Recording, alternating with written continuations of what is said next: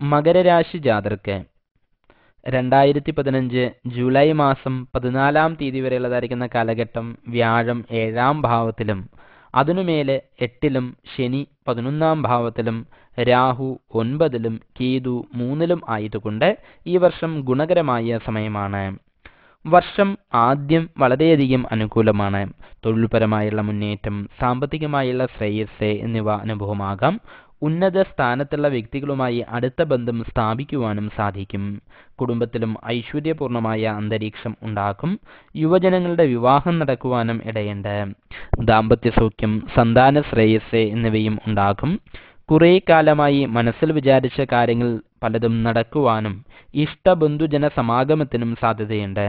വർഷം പകുതിക്ക് മേലെ കാര്യങ്ങളിൽ ചെറിയ രീതിയിൽ വിഷമതകൾ അനുഭവത്തിൽ വന്നേക്കാം. രാഷ്ട്രീയ രംഗത്ത് പ്രവർത്തിക്കുന്ന വ്യക്തികൾ അല്പം കരുതലോടുകൂടി ഇരിക്കേണ്ടതാണ്.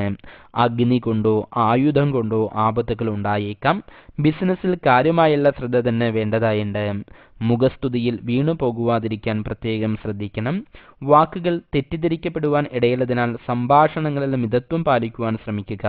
പലപ്പോഴും വിനാശകരിയായ മനസ്ഥിതി ഉളവായെന്ന് വന്നേക്കാം. നേത്രസംബന്ധമായുള്ള അസുഖങ്ങൾക്കോ അപകടങ്ങൾക്കോ സാധ്യതയുള്ളതിനാൽ കാര്യമായുള്ള ശ്രദ്ധ തന്നെ വേണ്ടതായുണ്ട്.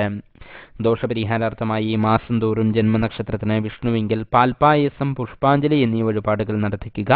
വിഷ്ണു സഹസ്രനാമം ജപിക്കുന്നതും ഗുണകരമാണ്.